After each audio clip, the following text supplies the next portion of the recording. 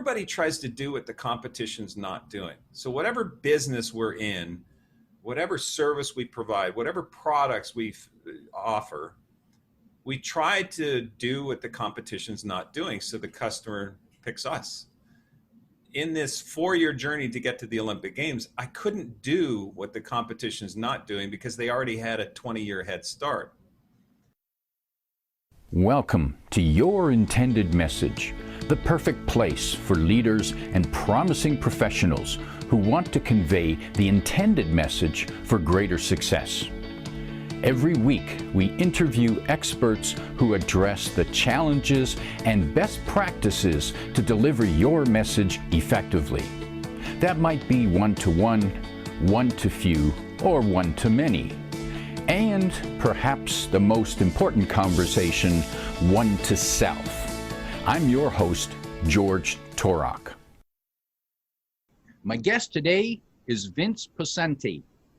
Vince, there's 3 facts you should know about Vince. 1, he is a celebrated expert in the world of communications. There are only 4 people on the planet who've been inducted into both the Canadian and the American Speakers Hall of Fame. Vince is one of them. His communication skills have a proven shelf life. He has maintained an in-demand schedule for speaking for 2.5 decades. And 3, he is an expert in the world of impact and influence.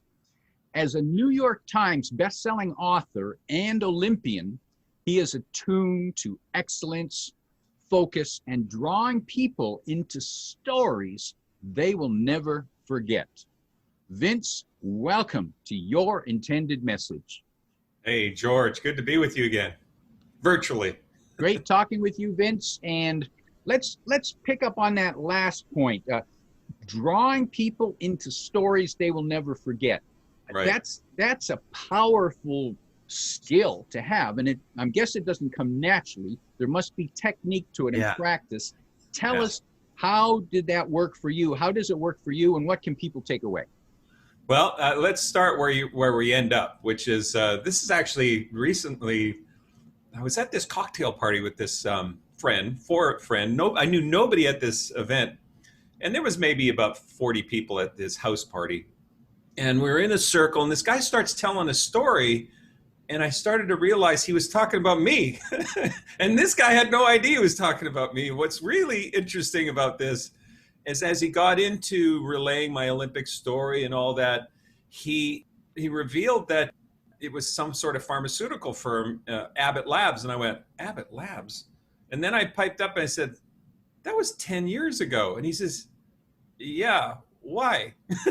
And I said, well, I was the guy standing on the chair. And he went, that's right, it was you. Now, the reason I share that end game to you is that if somebody can relate a story that they only heard for an hour of time, 10 years later, and in that span had seen hundreds of other speakers, well, then you're onto something, right? And it's working. You know it's working. And the tip of the spear with any kind of communication, and I'm not just talking about speaking, I'm talking about even emails, is to be able to have that impact and influence to get somebody's attention. And the only way to do that is through experience, when they experience the message. And so, as you said, it doesn't come naturally. There's a lot of technique to it, and we can dive into that through our conversation if you like. Well, tell us some of those secrets there, Vince. What are the techniques? And I'm guessing the story I've seen you do is the one where you describe your experience as a downhill speed skier. Very few people in your audience are going to be Olympians. Almost none of them are going to be, probably none of them are speed skiers. And there's going to be a whole lot who aren't even skiers. So how do they experience your story? Well, what I do now is draw them into what it feels like and smells like and all that. What I used to do is my opening was at the age of 26, I'd never ski raced before. And 4 years later, I was vying for the gold medal in the Olympic Games. And I'm here to share this story with you today. And so I talked about myself. I made the audience the observer of what I was saying. Now I open by standing on a chair on a sideways, slope, like you're standing on the side of a 42-degree slope. You're going to go 0 to 60 miles an hour in 3 seconds. You're going to be up to 125 miles an hour in 8 seconds. All heck is going to break loose. You want to maintain a tight aerodynamic tuck. As you point those skis downhill, the skis are going all over the place. Do you see the difference? The first one was the audience is the observer of the story. And in the second one, I brought you into the story with language, language. You're on the side of a 42-degree slope. Your body's pushing all around. I mean, the skis are going whap, whap, whap, whap, whap. I didn't say your skis. I said skis are going whap, whap, whap, whap, like that. So when you use language that draws them into the experience, get this, people never forget an experience. Like that guy 10 years later from Abbott Labs. I mean, it was just evident when you draw people into an experience, it sticks. And then once you give them an experience, you can Velcro content to that experience, which means they internalize that content rather than they have to source it and go back. And what did he say? And, in the cerebral mode of trying to go through it, it's been internalized and then mission accomplished. That's being able to bring people into the content as well. It's important. You said it's important for people to internalize the message. Now, how might a company leader, a corporate leader, a CEO, when they need to deliver a message, they don't have the excitement that you did of as an Olympic athlete. How can they how can they get their employees, their staff to internalize the message, working on a project, working for a goal, building better customer service? How can that CEO do that? Well, I've been coaching CEOs and VIPs and celebrities for the last maybe decade now, because there is a technique to it. And it really is, I'll give you the anatomy of communication, if you will. And it's the eyes, head, heart. Now, the sequence I would counsel any CEO to do is to get their attention, get their eyes, get their attention where they go, oh, this is different. So if the CEO stood up there and was reading off a teleprompter and said, what an honor to be with you here today. It's good to be with you. What I'd like to cover today is the kinds of things that we've been, it's this, it's the antithesis of what you want to accomplish. What if a CEO started by saying, breakfast this morning was fascinating because the hotel had provided a buffet, but the waiter said, what if you actually went off the menu? And you know what I'd recommend? And he went down the list, and this waiter was taking down a path of the experience of breakfast. And all. What if you started that way? They're not expecting that. So that's the eyes. The head. Get inside their head with information that's innovative or counterintuitive. Either of those two things are essential to have people lean forward and go, oh, I hadn't thought of it that way. Thank goodness you're our CEO, right? So to have stuff to get inside their head, if you said stuff that's cliche or stuff that they're expecting or something that they already know, then your audience is going to go, yeah, I know this. Yeah, I already got it. Check, check, check. Thanks, Einstein. So if you say stuff that gets inside their head, make sure it's innovative or counterintuitive. Now, what if you were saying something that was conventional in nature, like we can't give up. We can never give up. As Winston Churchill said one time, we'd never give up, never give up. Well, yeah, okay, everybody's heard that one before, so that's not innovative or counterintuitive. But if that's the message you wanted to say, maybe you could say it this way. The first thing we have to do is give up. First thing we have to do is surrender. And people would say, what do you mean? Like, why are you saying that? Because giving up means that we've been able to step back and say, is this working? Is this approach working? And in order for us to be consistent and persistent and never give up is to be able to step back, look at it and go, oh, I get the picture. And then we move forward.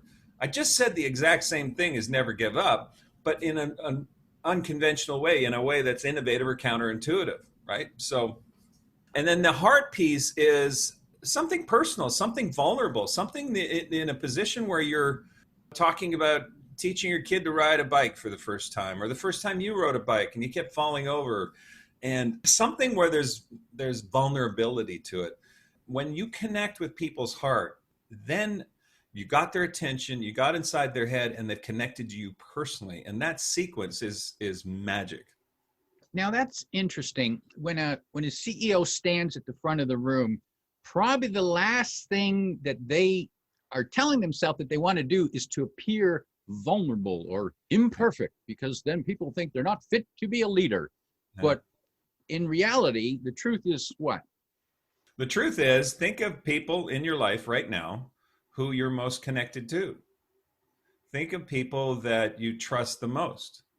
Think of people that you would follow anywhere. And those people have shown their vulnerability. Think of people that you don't trust. Think of people that you wouldn't follow. Think of people that you kind of have your guard up. They have not shown their vulnerability. In fact, they've done the opposite of that. And there's this wall around them. That if that's the end game, if you want to connect with your people, if you want them to follow you, if you want to be able to have them feel that they are part of your life and you're part of theirs, then vulnerability is and it's not about crying. It's not about, I love you, man. It's about being real, authentic. I'm doing this on this call right now because, at one point I was scratching my leg down here. Well, you know what? So that's not perfect, but whatever. It's this human experience, and there is a difference between acting authentic and being authentic, right? Or doing authentic. Yeah, that's an even better way to put it. There's a difference between doing authentic and being authentic. So being authentic is the winner. How do we recognize the difference? How do we recognize the difference? Yeah, everybody has that. I call it the BS detector, and the BS detector kind of goes, and then you all of a sudden realize, yeah, I don't think this person is really doing what they're saying or whatever. There's a fair bit of intuition or internalization of the reading the person and that kind of thing. So. And for the speaker themselves, the CEO speaker, the corporate leader, when they want to come across as authentic, how do they know that they're on track, that they are doing authentic, not just acting? There is one way, which is like jumping off a cliff and learning how to fly on the way down. And that is I'll give you a case in point of the point being authentic on stage, or being authentic when you're communicating through a video like this. I spoke to a massive hotel chain. They had all their managers there. There was about almost 2,000 hotel managers all in the same room, and their theme that year is being spontaneous. They wanted everybody to be spontaneous and think on their feet. And if a guest needed something, that you provide that solution, no matter who you are, no matter who is working for you. It was spontaneity. That's their theme for the year. And the executives got up and were reading the teleprompter. This year is our year of spontaneity. We want to be able to think on our feet. They're reading the teleprompter. And I'm standing at the back going, am I the only one seeing this? And so, I don't know how much money and time and effort they put into that spontaneity, and the message cratered purely, not practically speaking. You could take a bucket of content and dump it on people's heads, but is it going to stick? Or you can provide something that's truly an experience. And that's why this coaching thing that I've been doing has been so valuable, is it's really the light bulbs coming on, and stop making everybody the observer of your message where they have to process and experience it. So to be able to communicate in that way would be to have bullet points. These are the 10 bullet points I want to hit. All right. And all the CEO would have to do is look at that bullet point. They know the content behind that. They know they may mess up. They may have to add something in a memo after that they forgot to mention or something. Okay, that's period. But if they went through these bullet points and went, so we have to talk about supply chain management. Supply chain management this year was not what it needed to be, versus supply chain management was not to the level of our expectation. What we wanted to be able to accomplish, the difference is massive. And people, when you're communicating in a conversational tone, when you own the stage from a confidence of the material, people lean forward. They want to know and experience what you have to communicate. Now, does that mean now you're critiquing the use of the teleprompter? Does that mean that, and I appreciate that, but does that mean that they should memorize the presentation? I'm not a fan of memorizing a presentation, because then it's theater. There are some triggers, like the outline could have supply chain management, and then underneath it may have 3 subpoints that they will really want to get across. And there's nothing wrong with looking down and going, oh, the supply chain management that's happening from Asia Pac, is one of our biggest concerns because of the delay that's going on right now. And so, I just said it in a conversational way. So the teleprompter, I've done this. I've actually had the teleprompter with the bullet points. And so the bullet points were there, and I glanced at the bullet points and I knew what I was saying. So you could actually lay out bullet points on a teleprompter as well. The point is, they want to know you. They want to feel like they're in a conversation with you and feel like they matter, instead of an engineered kind of concept. And some CEOs just don't have those communication chops. I didn't. I mean, my first presentation, if I showed you a video, you would cringe, absolutely cringe by looking at it, because it was so stilted, and now it takes a while.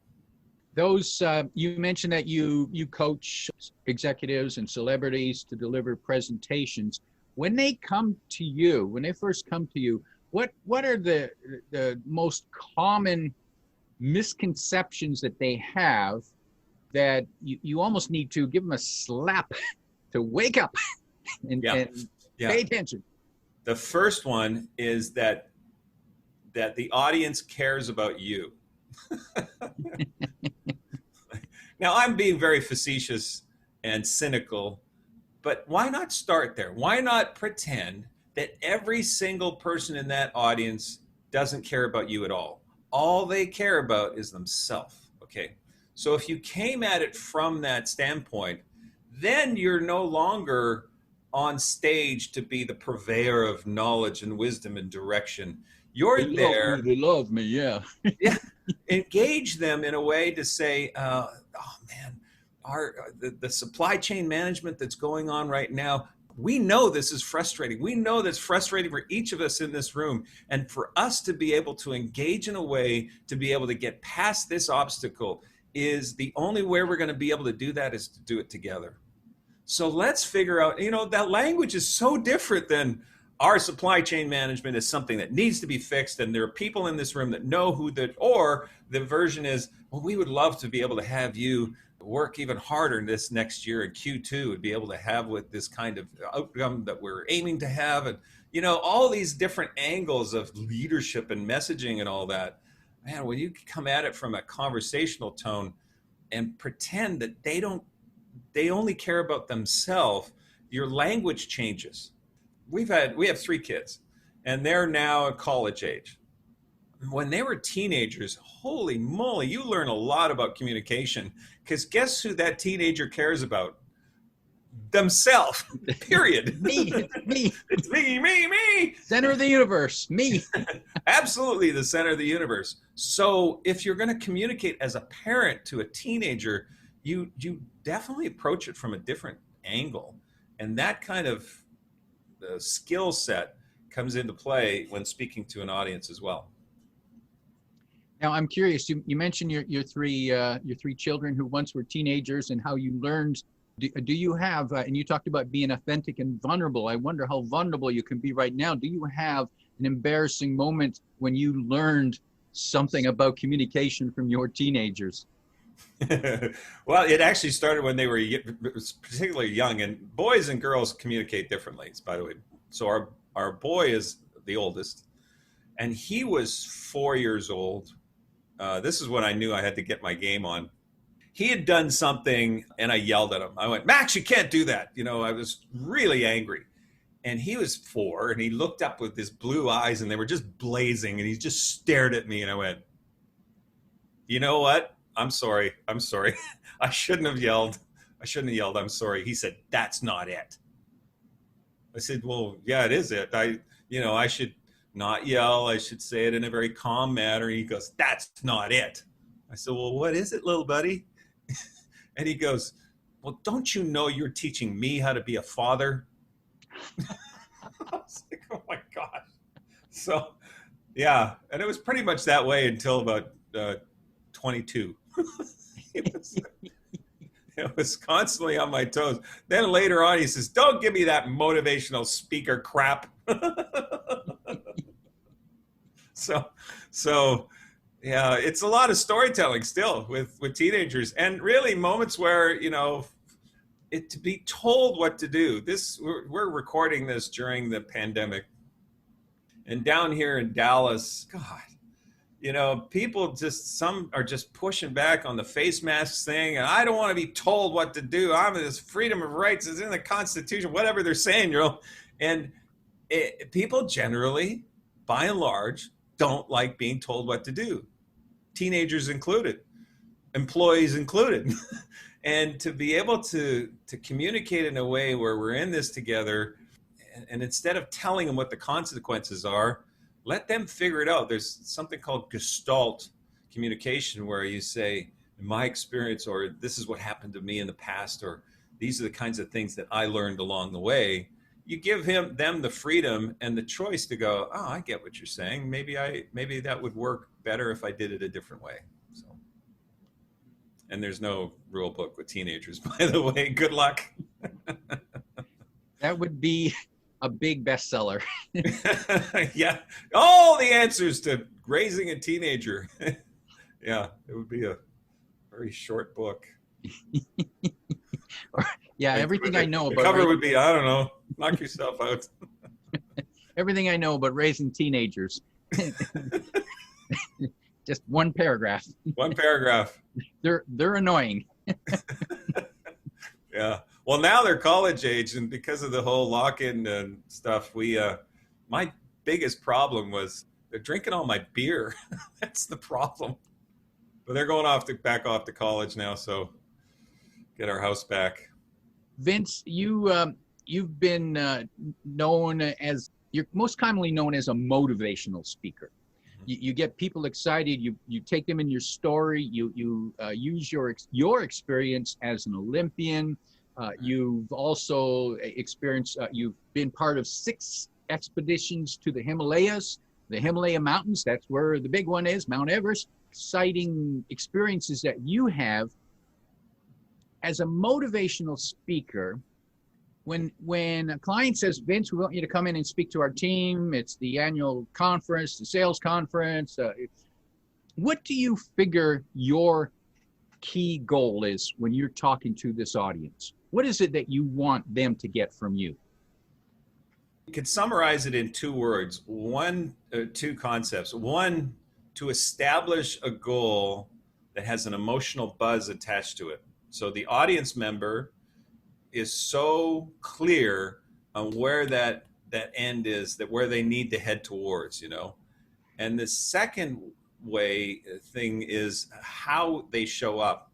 And it's through a methodology that I learned in sport, because, as I mentioned earlier, I started ski racing at 26, racing against guys who had been racing since they're 5.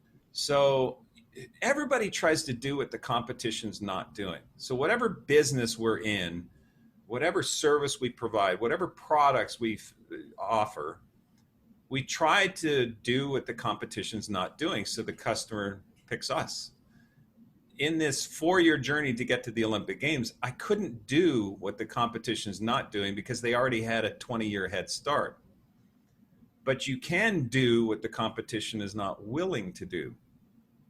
And I'm telling you right now, that doesn't mean you have to work harder. It means working smarter. So the Olympic motto is Citius Altius Fortius, which means swifter, higher, stronger.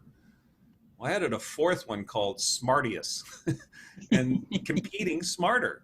When you show up and compete smarter, you end up having such a distinct advantage in any competitive landscape that you could even explain what you're doing and they would go, what? I was at the library researching biofeedback and sensory deprivation float tanks, hypnosis programs. I mean, other athletes were going, I'm in the gym and I'm just doing reps. It's like, yeah, no. When you compete smarter, you end up superseding the competition. 26 years old, I was a recreational, never ski raced before, didn't even know how to prep a ski, never been on a ski course, been recreational skier. 2 years later, 2 years after all this mental training and competing smarter, I was ranked 10th in the world in speed skiing. 10th. How? How does that happen? Is it because I'm lucky? Is it because, no, I was an architect for the mindset. And that all correlates to how you communicate, the mindset of being able to, if you're the architect for truth, you'll gravitate to that truth. And so called a motivational speaker, but I wish there was a category for motivating people to take innovative action that is specifically practical to what they do on a daily basis.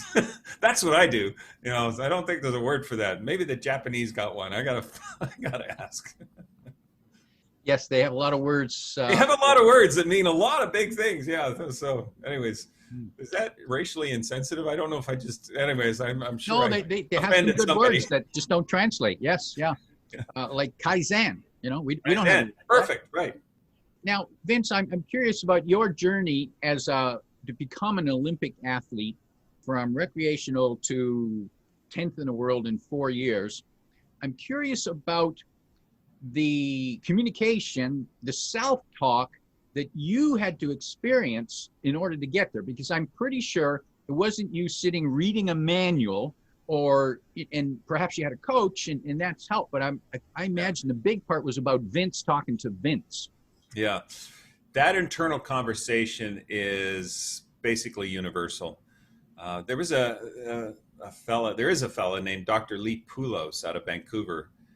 And I was sitting in a speech of his once, and he said, in a second of time, your conscious mind processes with 2,000 neurons. So in 1 second of time, your conscious mind is processing. You're listening to what I have to say. It might be making sense to you.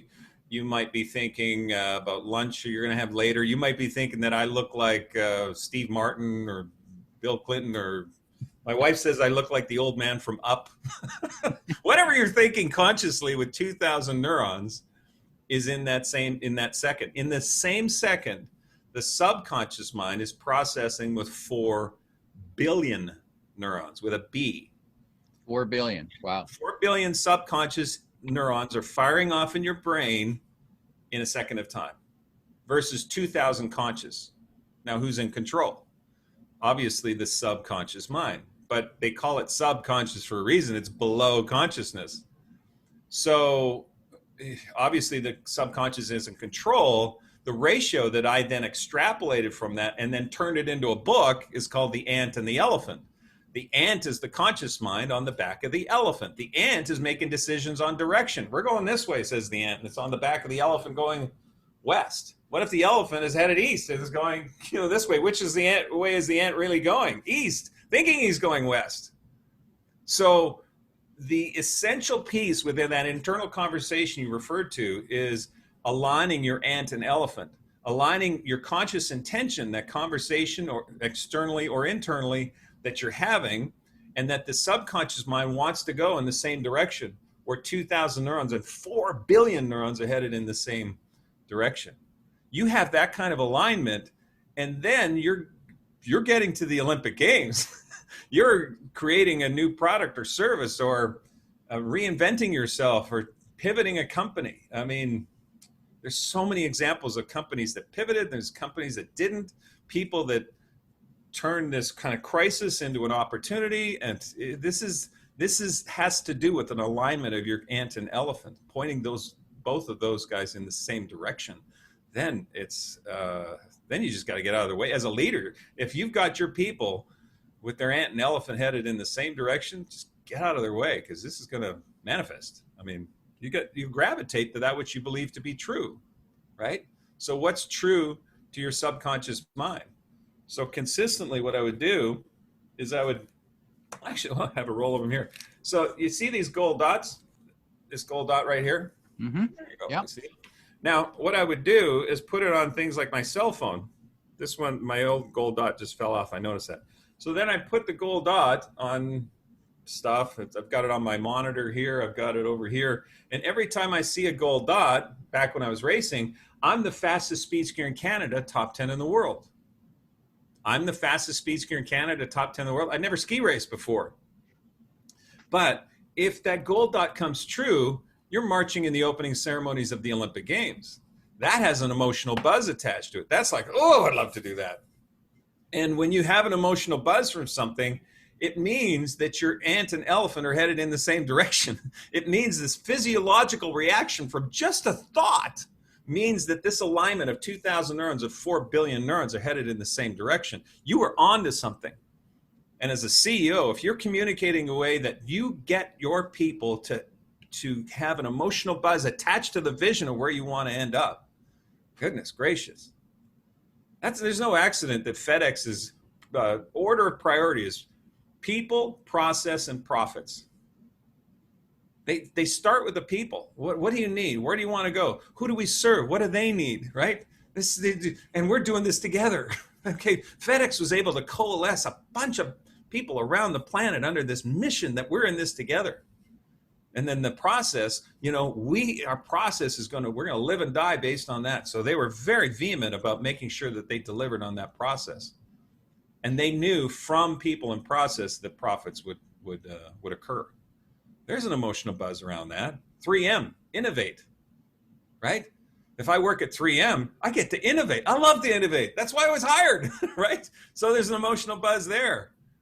What's your, I'm talking to the CEO right now. What's your emotional buzz that everybody has about your company, where you're headed? Do you have one? If you don't have one, then start there. And if it's not working, then, tweak it. Call somebody like George or myself. We'll come in and help you with that, right? So I don't know. We're in this together. So that's why I'm doing this call with you right now. The emotional buzz. Now, is that something that may already exist but needs to be found, or does it need to be created? I would say yes. I haven't been to one consulting session. It's not just keynotes that I do. It's not just coaching CEOs and VIPs. It's also these workshops that I've put people through. I worked with Boston Scientific. Here's a good example. And they knew what they were doing. They knew what they were on track to do. They just couldn't put it in a statement. Our coalescing statement, if you will, at that moment was be the difference for life, right? It had a double entendre that they were being, not doing. Be the difference, making the difference in the lives of others and themselves for life, for the lives of others and themselves forever, for the long term.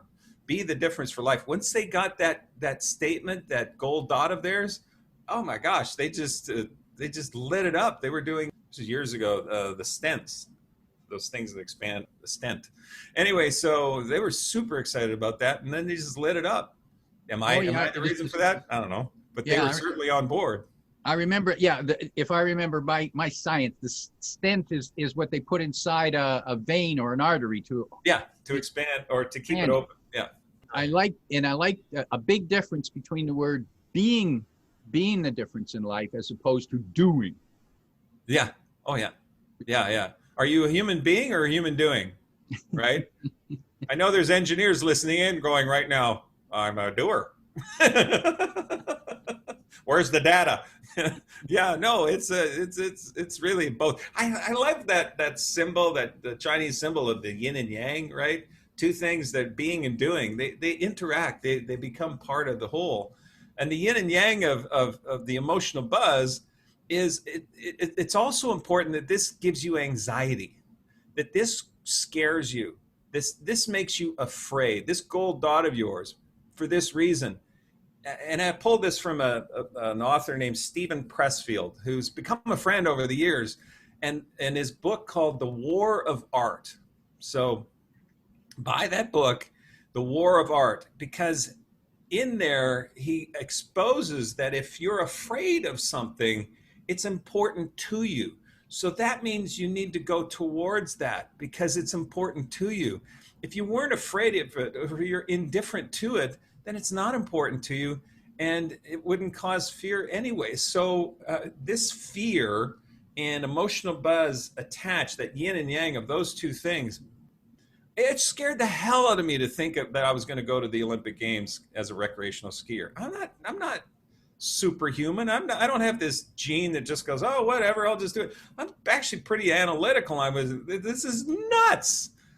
2 years into this, just before this top 10 ranking, I mean, I wasn't even on my first year of the World Cup circuit. I mean, I was just going, am I an idiot? Like, what am I doing? There was no evidence, because you just don't go to the national team and say, hey, I'd like a turn. You don't go to the Dallas Cowboys and say, I'm a heck of a kicker, So, no, you got to earn your way in there or find a way to get exposed to the right people, all that kind of stuff. Yeah, it'll scare you. Yes, it'll be difficult. But, man, if it has that emotional buzz that's combined with that anxiety, that's exactly where the direction you need to be going. And it's exactly what CEOs need to communicate to their people, that they draw out of those people what that emotional buzz, what that gold dot is for them, that they put it on their cell phone and they look, okay, this is what I need to accomplish. This is where I'm headed. Powerful tips.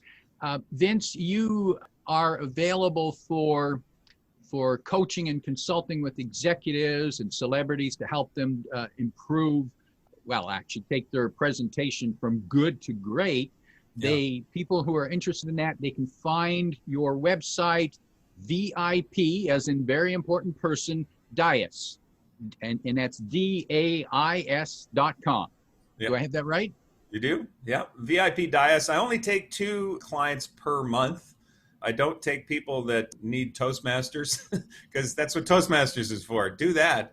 But it's really for people that are good on stage, that are giving a message, CEOs who are giving a message. They've been doing a lot, but there's a way to be great. If you don't engage with me, just figure out how you're going to be able to draw people into an experience. Now, that might be an appropriate comment to end on. For those CEOs out there, not every one of them is going to hire you or me, but if there's one change they could make in the next presentation that they deliver to take advantage of the buzz, what would that piece of advice be? The advice would be a sequence of how you communicate a point that you're trying to get across. And it's a sequence of point, story, connect, point. Make a point that's innovative or counterintuitive. Tell a story that brings them into the experience. Then connect it to them on how it makes sense in their world. It could be a case study, something another company did. Just connect it to them and then reiterate that point that's innovative or counterintuitive. And if you go through that 4-part point, story, connect, point, and you just repeat that, they'll jump to their feet at the end. They will be so excited to be part of the journey you're taking them on. Make those changes to your next presentation and you will be fabulous. You'll be outstanding, a star in your own organization. Yeah. My guest today is Vince Poscente, the one who's helping you find and connect with their buzz. If you like what you heard, remember to like, comment, and share this podcast. Come back every week for more practical insights to help you deliver your intended message. I'm your host, George Torok.